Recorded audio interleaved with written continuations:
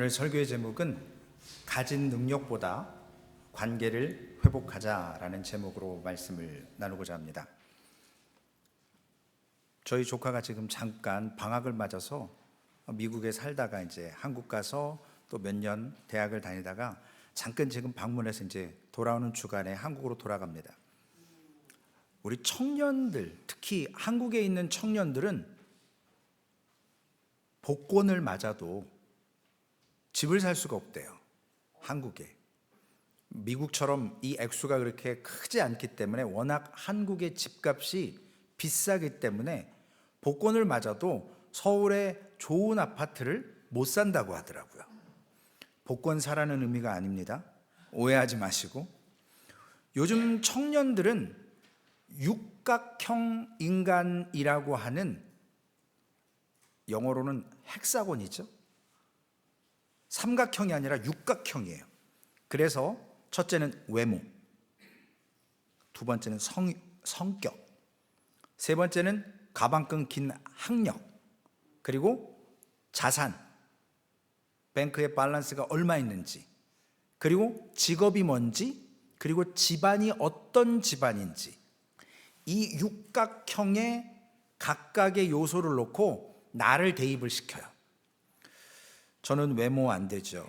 성격 안 되죠. 학력, 자산, 직업은 목사라고 직업이라고 하긴 뭐하지만 그거는 제가 늘 감사함으로, 집안 내세울 거 없어요. 만약에 제가 총각이면요, 저는 현실적으로 결혼이나 연애나 한국에서 살면 완전히 어려운 지경입니다. 제가 말씀을 준비하면서 요즘 청년들이 육각형 인간이다, 이걸 지향한다, 그래서 생각을 해봤습니다. 제가 초등학교 들어가니까 선생님이 가정방문 상담을 한다는 것도 있었고, 집에 TV가 있냐, 오래간만에 들어보시는 전축이 있냐, 냉장고가 있냐, 세탁기가 있냐. 자동차는 그 당시에 제가 살던 데는 자동차 가진 사람이 거의 없었고요. 집이 자가냐, 전세냐, 월세냐, 이것까지 썼었어요. 제가 그 기억이 나더라고요. 그거를 학교에 제출을 했습니다. 요즘 유치원생들은요, 나 무슨 아파트 몇 평 살아, 이게 친구가 될 수 있는 기준이 된대요. 같은 아파트여도 평수가 큰 쪽의 놀이터를 평수가 작은 아이들이 놀러를 못 가게 펜스를 막아 놓은대요. 같은 아파트인데. 얼마나 삭막합니까? 여러분, 오늘 교회 오셨는데 좀 죄송스럽습니다. 믿음이 없어서 목사가 성찬식을 좀 많이 준비해야 되는데, 우리 이따가 세션들은 설교 끝나고 우리 삼일 목사님과 제가 한 번 더 성찬에 참여하지 못하신 분들은 참여하시도록 하겠습니다. 많은 사람들이 사회가 요구하는 기준에 나를 자꾸 빗대어서 맞춰가려고 합니다. 이것은 뭐냐면 내가 바라는 이상이 아니라 세상이 바라는 기준이거든요. 저는 그런 거 해본 적이 없지만 요즘에는 이제 다시 중매, 데이트 앱 이런 것이 있어서 거기에 외모, 학력 이런 육각형을 딱 집어넣으면 거기에다가 이렇게 상위 몇 %의 연봉, 그래서 거기다가 별을 달아준다든지, 저는 직접 안 해봐서 모르겠어요. 인터넷에 찾아봤습니다. 배지를 달아준대요. 이 사람은 백그라운드 체크업이 끝난 사람이다, 이 사람은 이 정도의 수준이다. 그래서 사람들이 자기와 어느 정도 수준이 맞는 사람과 연결하고 그렇게 해서 결혼을 하고, 심지어는 외모까지도 점수를 매기는 세상에 삽니다. 학력과 소득과 직업에 따라서 그 프로필에 인증 배지를 주고 점수를 매겨서 서열을 매깁니다. 오늘 우리는 누구와 늘 비교당하면서 살고 있거든요. 비교당하면서. 그래서 요즘에는요, 저도 전화기를 어떻게 새로 바꾸면서 좀 시간이 됐지만 뭐 아이들이 하는 뭐 인스타그램이나 뭐 틱톡이나 이런 것들이 이렇게 어떻게 깔려져 있더라고요. 뭐 하지는 않아요. 심지어는 페이스북도 안 해요. 그런데 거기 보면 맨날 여행 가고 맛있는 거 먹고 좋은 데 가고 막 이렇게 멋지게 사진 찍는데, 실제로는 그렇게 사는 사람이 재벌 2세나 3세 아니면 전망 고액 연봉자들이 하는 모습들을 많은 사람들이 보면서 대신 위로를 받는 거죠. 내가 저렇게 못하니까. 자꾸 그런 것들을 보다 보니까 젊은 청년들이나 어려운 사람들은 자꾸 각박한 세상이 되는 거예요. 오늘 본문으로 돌아가면 다윗은 하나님의 마음에 합한 조로 쭉 인생을 살다가 오늘 사무엘하를 마치면서 그가 갑자기 인구조사를 합니다. 이 말은 뭐냐면 지난 주간에도 어떤 성도님이 예수를 처음 믿을 때 기분이 상당히 안 좋았대요. 성경을 읽으면 여자 빼고 노인분들 빼고 애들 빼고 왜 남자만 카운트하냐. 이게 전쟁 모드거든요. 늘 전쟁을 하기 위해서 장정, 싸움에 나갈 만한 남자가 몇 사람 있느냐, 이게 중요했었어요. 그래서 오늘도 다윗이 사무엘하 24장 1절에 보면 자신이 지금 갖고 있는 군사력의 그 수치화, 육각형으로 재산 얼마, 학력 얼마, 외모 얼마, 집안 얼마, 이런 것들 내가 상위 몇 퍼센트냐, 이걸 따지기 위해서 다윗이 여호와께서 다시 이스라엘을 향하여 진노하사 그들을 치시려고 다윗을 격동시키사 가서 이스라엘과 유다의 인구를 조사하라 하신지라.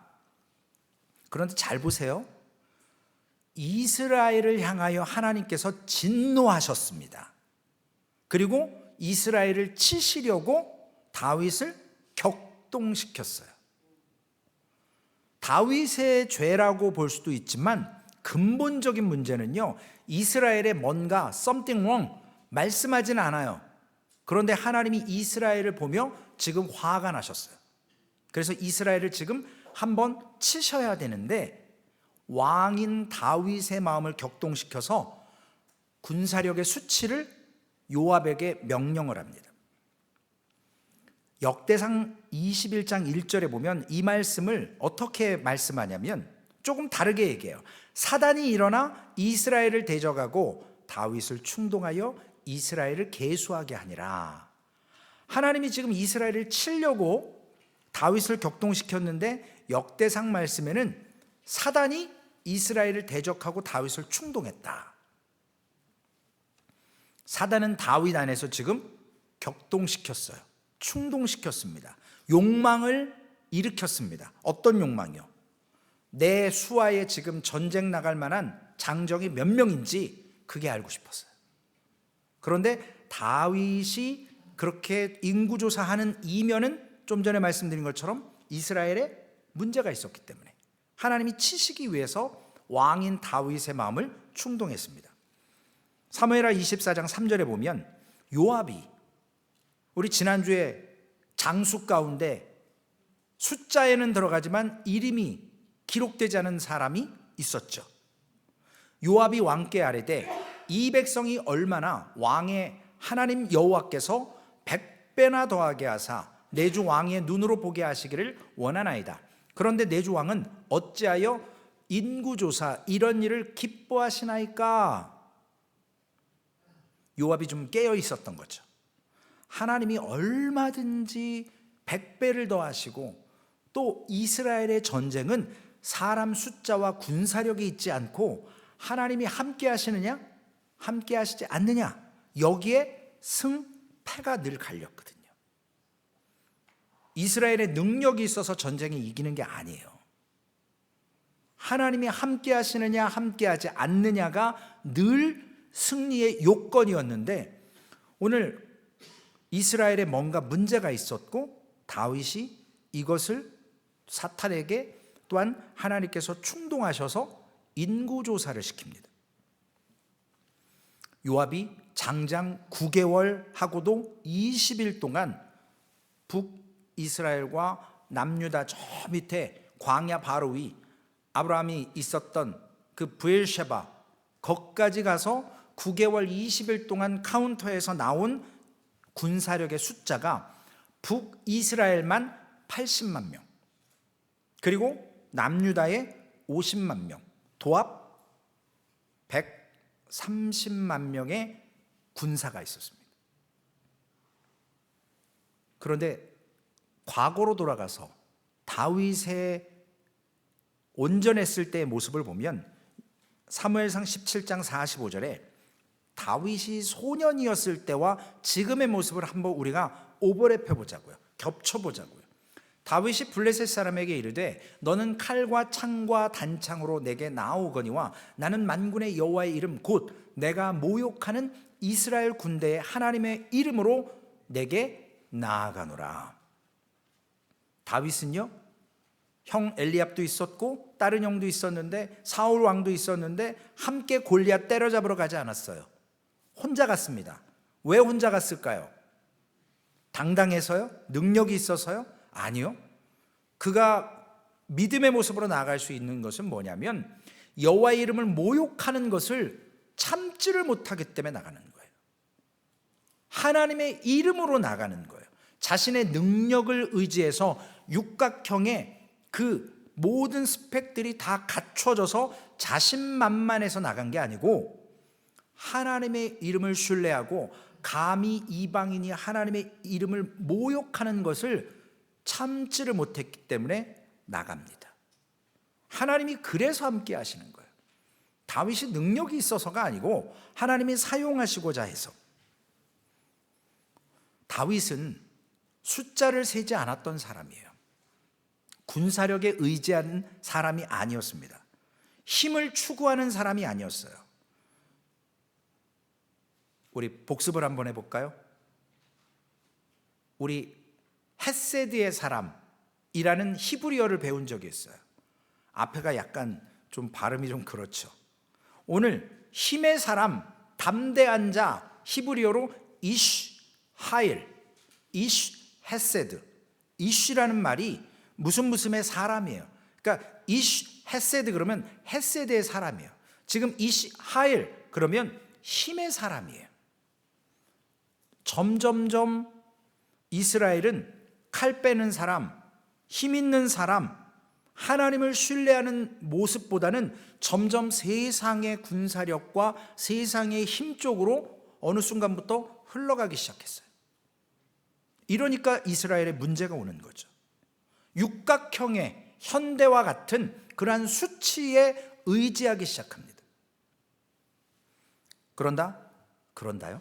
발음이 왜 나가죠? 그러나 하나님의 사람이라고 하면 하나님은 군사력으로 나라를 세우지 않았어요. 이스라엘을 하나님이 왜 선택하셨을까요?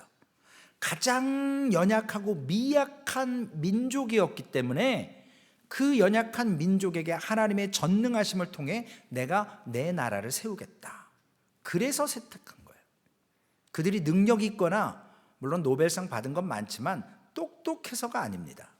하나님이 가장 연약하기 때문에 뭔가를 의지해서 될 수 있는 환경이 아닌 것을 전적으로 하나님이 하셨다라는 말씀이 드러나기 위해서 미약한 존재를 세웠는데 오늘 다윗처럼 이스라엘처럼 점점점 출애굽 시대 이후에 하나님께 받은 이스라엘 백성의 능력이 있었습니다.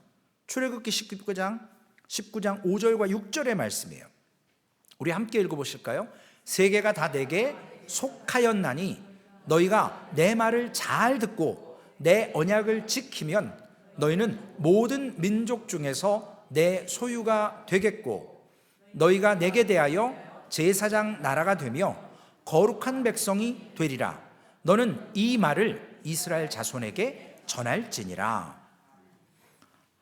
제사장의 나라, 하나님의 백성으로 하나님께서 세우시는 거예요. 이방인들은 칼을 가지고요, 무기와 숫자를 가지고 세상을 지배하려 했습니다.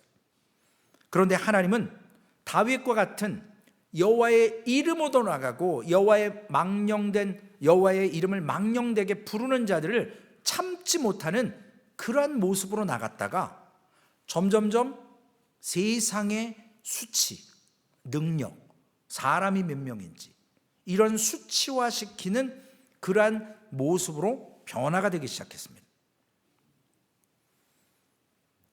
우리가 하나님의 백성으로 오늘 언약을 맺었습니다. 하나님께서 맺어주신 거죠.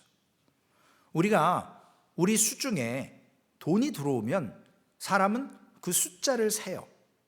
그런데 그 숫자를 세는 것은 내 소유이기 때문에 얼마인지 알고 싶은 본능적인 거예요.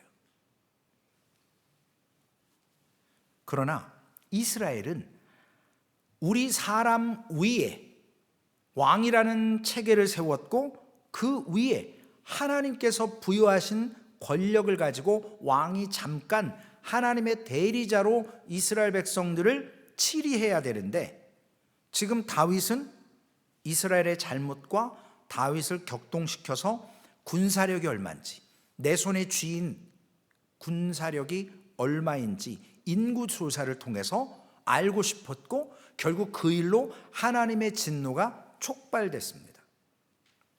다행히 다윗은요 빨리 깨달았어요. 자기가 잘못한 거를.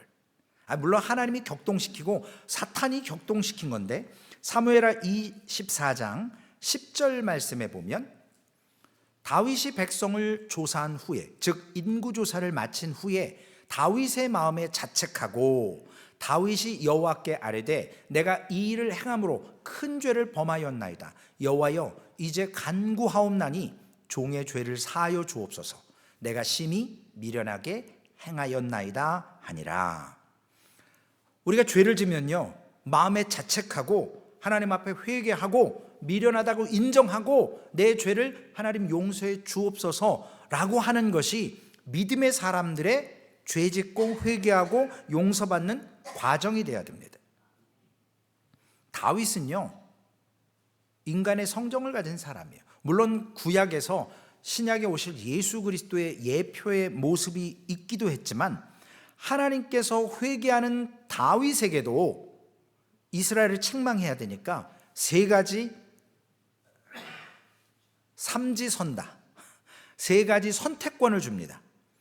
갓 선지자를 보내서 너 잘못했지? 범죄했지? 네가 입으로 고했지? 너 세 가지 중에 하나 골라서 막대기로 좀 맞자. 사무엘하 24장 13절에 나옵니다. 갓이 다윗에게 이르러 아뢰어 이르되, 하나님의 말씀을 전하는 거죠. 왕의 땅에 7년 기근이 있을 것이니까, 혹은 왕이 왕의 원수에게 쫓겨 석 달 동안 그들 앞에서 도망하실 것이니까, 혹은 왕의 땅에 사흘 동안 전염병이 있을 것이니까 왕은 생각하여 보고 나를 보내신 이에게 무엇을 대답하게 하소서 하는지라. 여러분 어느 게 제일 편할 것 같아요? 7년 동안 흉년이 오는 게 좋겠어요? 아니면 3개월 동안 원수에게 쫓겨다니고 싶으세요? 아니면 3일 전염병? 다윗은요 7년 기근 싫어해요. 쫓겨다니는 거 평생 쫓겨다녀서 아주 치를 떨어요. 마지막 사흘 동안 전염병 있을 것을 선택합니다. 그런데 이 전염병으로 3일 동안 7만 명이 죽어요. 하나님이 이스라엘의 범죄한 어떤 모습을 치시기 위해서 다윗을 격동시켰고, 다윗은 그것을 3일 동안 있을 전염병을 선택합니다. 인구조사를 통해서 드러나는 것은 다윗의 죄가 아니라, 다윗이 아니라 이스라엘 백성 안에 있던 죄의 문제를 심판하시기 위해서. 가끔 목회자들도 하나님의 매를 맞을 때가 있어요. 그런데 목회자가 잘못해서 맞는 경우도 있고요, 또한 교회의 잘못을 지적하기 위해서 교회의 대표성을 띤 목회자에게 치실 때가 있어요. 혹시 제가 나중에 하나님께 얻어 터지면 쌤통이다가 아니라 제가 죄져서 그럴 수도 있고요, 교회를 향한 하나님의 말씀일 수도 있어요. 우리가 그걸 잘 분별해야 합니다. 오늘 다윗은 이것을 통해서 7만 명이 3일 동안 전염병으로 죽은 후에 왕으로서의 책임감과 마음의 상처로 하나님과의 모습 속에서 이제 이 재앙을 끝나기 위해서 갓 선지자는 다윗에게 또 하나를 명령합니다. 하나님 앞에 제사를 드리라고 이야기합니다. 사무엘하 24장 25절. 그곳에서 여호와를 위하여 제단을 쌓고 번제와 화목제를 드렸더니 이에 여호와께서 그 땅을 위한 기도를 들으심에 이스라엘에게 내리는 재앙이 그쳤더라. 이 땅을 50세겔에 삽니다. 땅과 소를 합해서 사요. 그런데 아라우나의 타작마당이라고도 나오고요, 예루살렘의 이름이 여러 가지가 있어요. 원래 예루살렘은요, 예루살렘 이스라엘 사람들 땅이 아니에요. 여부수 사람의 땅이에요. 그걸 나중에 다윗이 빼앗는 거예요. 그래서 예루살렘이라는 이름이 나오는데 그 전에는 살렘이다 라는 이름을 썼고요, 모리아산 기억나시죠? 누가 누구의 아들을 바쳐요? 네? 아브라함이 아들 이삭을 모리아산에서 드립니다. 물론 하나님이 죽게 하시진 않아요. 큰 바위산이라고 하기도 해요. 지금 그 큰 바위산 모리아산에 여러분들 잘 아시는 이스라엘의 정말 명소죠, 황금돔 사원이 거기에 지어진 거예요. 그리고 거기가 또한 솔로몬 성전이 지어지는 장소가 돼요. 다 같은 장소예요. 아라우나의 타작마당, 그리고 성전산 혹은 시온산, 모리아산, 살렙, 이런 여러 가지 이름으로 예루살렘이 쓰입니다. 그 자리에 솔로몬의 성전이 지어지는데요, 수많은 짐승의 피가 흘러서 백성들의 죄를 용서해 주는 대가로 짐승의 피가 흘려졌습니다. 그리고 정확히 1000년 후에 예수 그리스도께서 그 땅에 오셔서 그곳에서 십자가를 지시고 여러분과 저의 죄를 위해서 죽어 주신 겁니다. 하나님의 계획은, 하나님의 하시는 일은요, 1.1획도 흐트러짐이 없어요. 같은 장소에서 같은 일이 일어나는 거예요. 인간의 제사는 죄 지을 때마다 드리지만 예수 그리스도의 피 흘려 죽으심은 영단번이라고 해서 단 한 번으로 영원하게 끝납니다. 우리가 날마다 죄 짓는다고 예수님을 또 십자가에 못 박고 그럴 수 없잖아요. 한 번 죽어주심으로 끝나는 거예요. 하나님이 인간의 모습으로 오셔서 죄 없는 그 모습으로 죽어주셨습니다. 결국 죄인은 죄의 용서함을 받고 하나님과 관계가 회복되는 것은 예수 그리스도의 대속의 죽음밖에 없어요. 그 피 흘림이 없으면 사함이 없는 거예요. 오늘 우리가 성찬 예식을 접했고 성찬을 나누면서 우리가 우리의 연약한 죄의 모습을 돌아보고 예수 그리스도의 대속의 은혜를 감사함으로 주님의 재림에 심판주로 오실 때, 이제는 심판주로 오시면 끝나는 거예요. 되돌릴 수가 없어요. 지금은 회개할 기회라도 있죠. 예수님이 재림하시면요, 그때는 구원자, 구세주로 오는 게 아니라 심판주로 와서 믿는 사람은 천국 가고 믿지 않는 사람은 지옥 가고 끝나는 거예요. 시간이 없어요. 그래서 우리가 그날과 그때는 알지 못하지만 내일일 수도 있고 1년 후일 수도 있고 장담할 수 없어요. 아버지만 아신다고 예수님도 말씀하십니다. 그래서 오늘 우리의 하루의 삶을 놓고 하나님 앞에 늘 설교의 제목처럼 가진 능력, 나의 스펙, 육각형의 모습들이 아니라 하나님과 나와의 관계가 무엇이냐는 것을 회복해야 된다는 거예요. 이스라엘은 오늘 범죄한 것 때문에 이 제사로 하나님과의 관계가 회복되어진다라고 가시 이야기했고 다윗은 그 제사로 드렸습니다. 역대하 3장 1절에 솔로몬이 예루살렘 모리아산에서, 예루살렘이죠, 모리아산이죠, 성전산이죠, 시온산이죠, 옛날에는 살렙이라고 했죠. 같은 장소예요. 여호와의 전을 건축하기 시작하니 그곳은 전에 여호와께서 그의 아버지 다윗에게 나타나신 곳이요 여부스 사람 오르난의 타작마당에 다윗이 정한 곳이라. 지금 다 같은 말이에요. 같은 장소예요. 로마서 3장 23절에서 26절까지의 말씀을 우리가 함께 읽어야 합니다. 함께 읽겠습니다. 모든 사람이 죄를 범하였음에 하나님의 영광에 이르지 못하더니 그리스도 예수 안에 있는 속량으로 말미암아 하나님의 은혜로 값없이 의롭다 하심을 얻은 자 되었느니라. 이 예수를 하나님이 그의 피로써 믿음으로 말미암는 화목제물로 세우셨으니 이는 하나님께서 길이 참으시는 중에 전에 지은 죄를 간과하심으로 자기의 의로우심을 나타내려 하심이니, 자기의 의로우심을 나타내사 자기도 의로우시며 또한 예수 믿는 자를 의롭다 하려 하심이라. 아멘. 하나님의 용서 없이는요 우리가 값을 지불할 방법이 없어요. 그 값을 예수 그리스도께서 지불하셨습니다. 죄의 대가가 반드시 있습니다. 뭐죠? 죄의 대가? 죽음이에요. 사망이에요. 죄의 싹은 사망이라고 그랬습니다. 죄인이 죽지 않고 구원받을 수 있었던 것은 값으로 환산할 수 없는 것인데 하나님의 아들 예수 그리스도께서 십자가에서 지불하셨기 때문에. 여러분들이 버스를 타고 혹은 우버나 여러 가지 이런 거 혹은 비행기를 탈 때 값을 지불해요. 그러면 내가 탈 수 있는 자격이 주어지는 거예요. 이름과 여러 가지 매치를 하고 좌석을 정하고 그러면 도착지까지 우리를 데려다 줍니다. 값을 지불했기 때문에.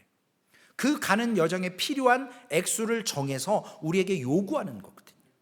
우리가 구원받으려면 하나님 앞에 우리가 로마서의 말씀처럼 우리의 행위로 우리의 의로 교회 와서 헌신하고 기도하고 봉사하고 한다고? 아니요.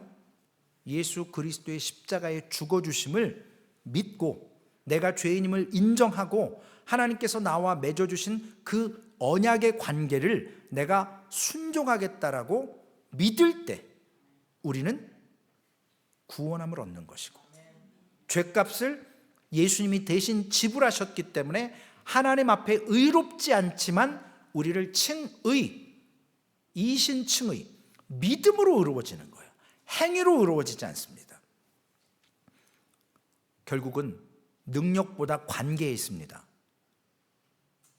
여러분, 하나님의 백성이 하나님과의 관계가 불편하다, 부모와 자녀의 관계가 불편하다, 목사와 성도님들과의 관계가 불편하다, 이러면 재앙인 거예요. 그걸 반드시 풀어야만 가정이라고 하는 천국의 모형, 교회라고 하는 천국의 모형에서 우리가 기뻐할 수 있고 감사할 수 있고 함께 화목하는 것. 성만찬을 왜 합니까? 주님과 화목하고 우리가 더욱더 깊어지는 관계가 되기 위해서 하는 거예요. 저거 먹는다고 우리 안에 예수 그리스도가 살아계세요? 변해요? 그게 성체로? 안 변해요.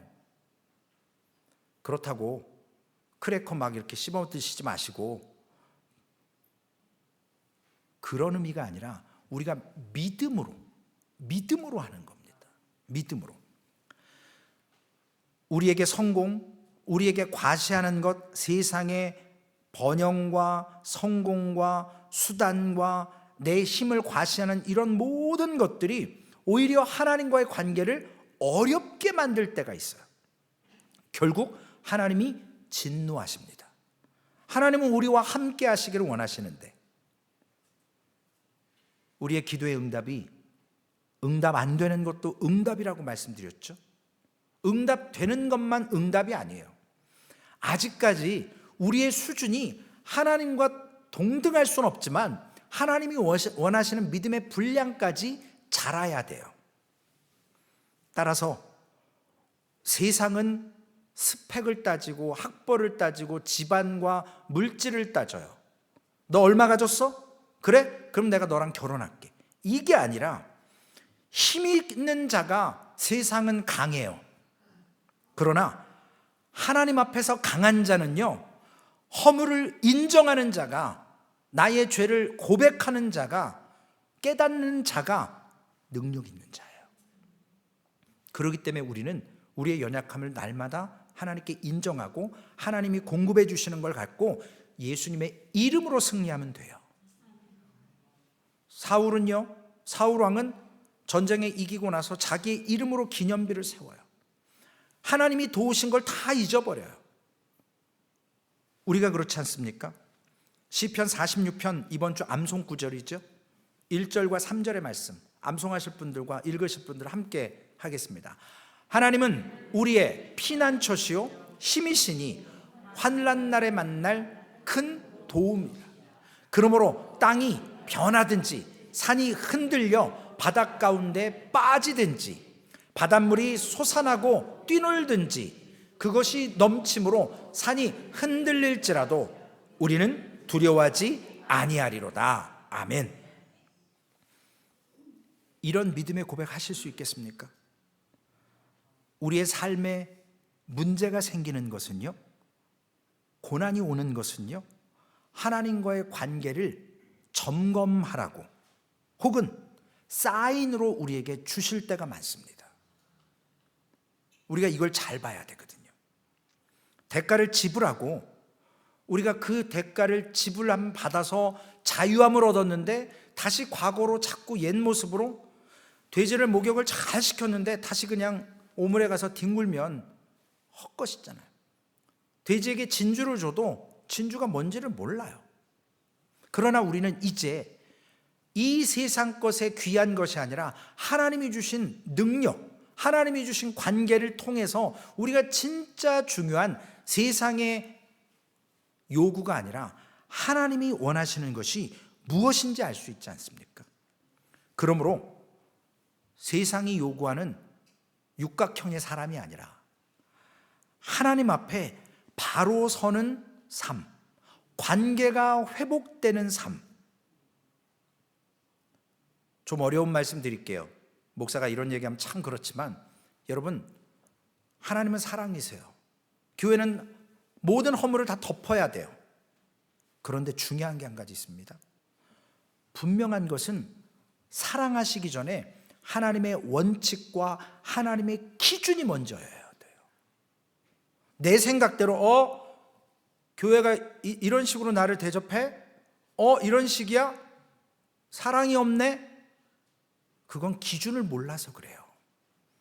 하나님의 원칙과 하나님의 기준 안에서 흘러넘치는 사랑이 되어야 됩니다.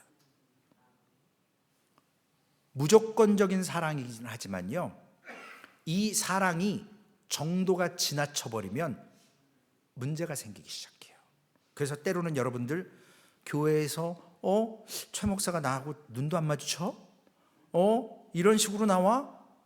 그런 거에 여러분, 그러면 오셔서 당당하게 그렇게 하세요.